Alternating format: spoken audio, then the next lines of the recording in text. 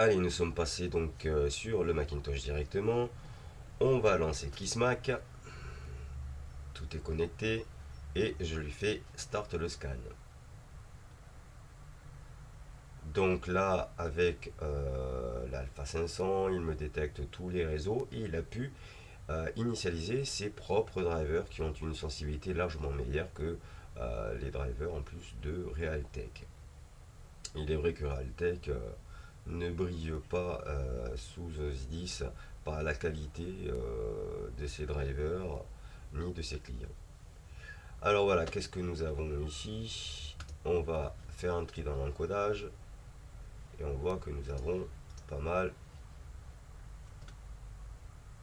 de réseaux.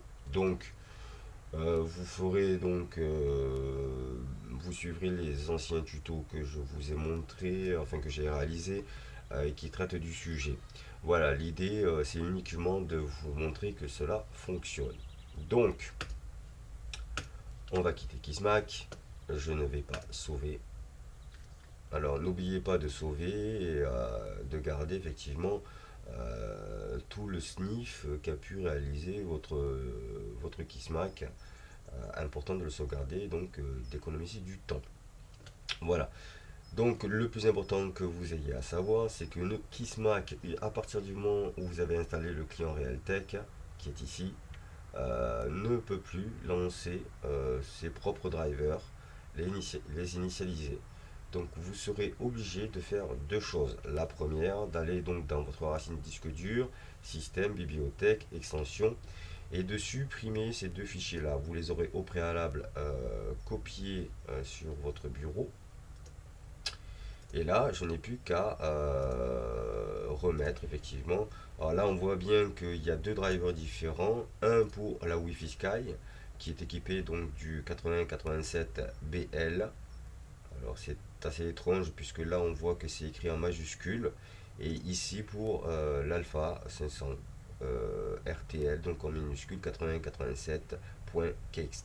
En fait, voilà, vous avez bien deux drivers différents. Alors attention, seuls les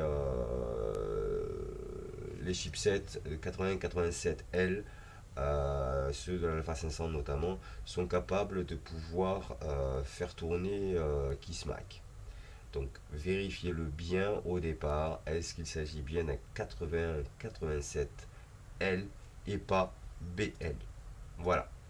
Donc là, après, vous avez juste qu'à glisser déposer, vous authentifiez et voilà. Normalement, à partir de là, vous devrez redémarrer votre ordinateur pour pouvoir lancer le driver. Vous n'avez pas besoin de désinstaller en fait.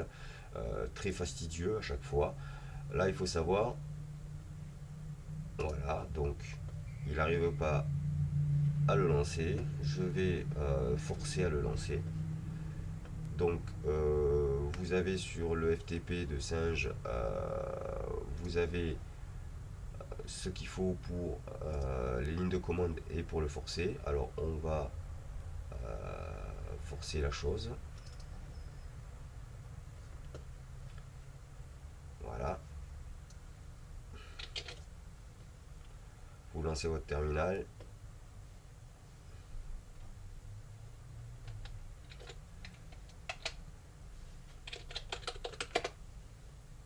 Alors, no such file. Ok.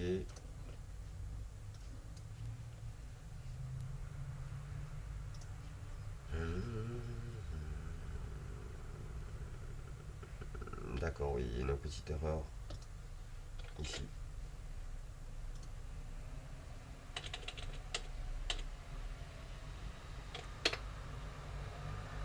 Voilà, il est bien minuscule.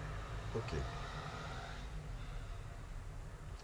Alors les permissions ne sont pas bonnes. Attention quand vous le copiez, le chmod a changé. Donc on va rechmoder. Alors vous prenez simplement les lignes de commande comme elles sont.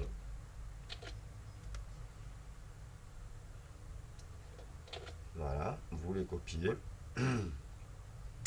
Vous récupérez votre terminal et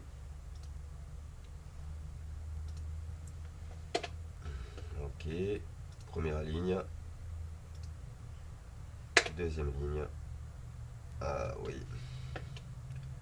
Alors attention à bien orthographier la chose parce qu'on voit que c'est mal orthographié. Ok. Donc.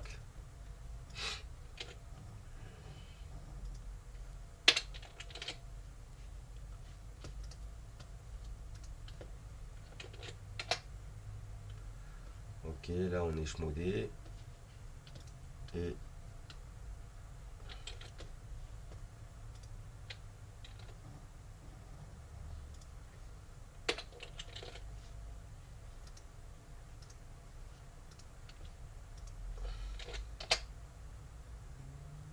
ok, maintenant il n'y a plus qu'à lancer.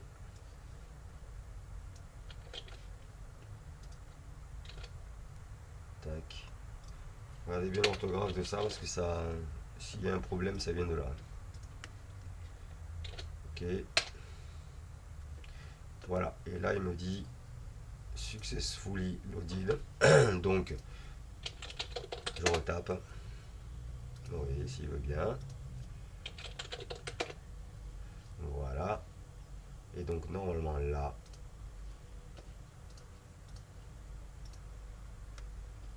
il est lancé, il fonctionne. J'ai même pas besoin de redémarrer.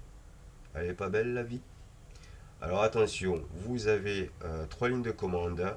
Méfiez-vous, regardez surtout ça. Est-ce que dans votre dossier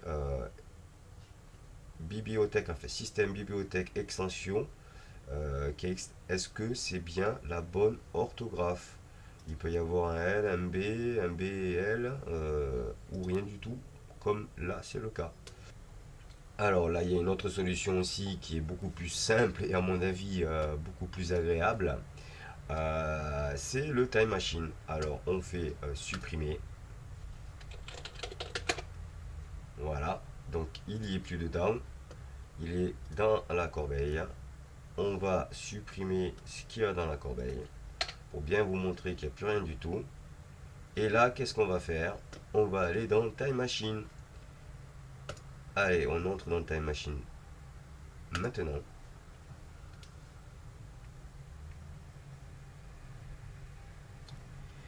Et là, on va se replacer dans le temps un peu plus loin. Voilà. Et je vais dans Snow Leopard. Alors forcément, le temps que ça s'affiche, c'est sur un disque dur déporté. Là, il est en train de tout scanner. Voilà. Système. Bibliothèque.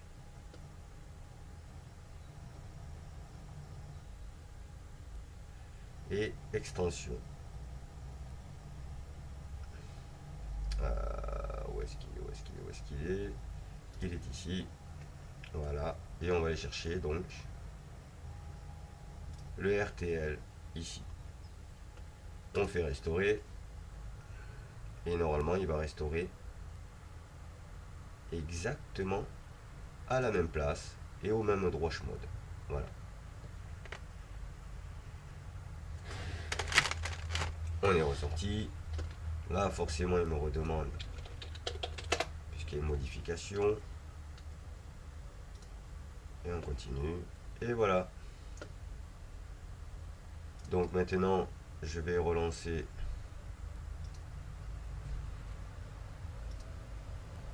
Et voilà, là, il fonctionne maintenant. Voilà, on va se connecter. Et voilà. Donc, vous avez deux possibilités. Soit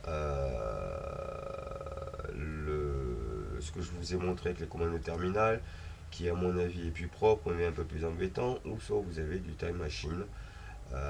Profiter effectivement des avantages de l'OS 10 par rapport à Windows, qui vous permet ce type de choses vraiment intéressantes. Alors au passage, bien sûr, il est indigne de vous que de ne pas avoir de sauvegarde de Time Machine si jamais vous avez un problème. Tout ce que vous avez fait dans votre Mac, vous serez obligé de tout reparamétrer en perdant énormément de temps, énormément d'heures et éventuellement de fichiers, de travaux différents.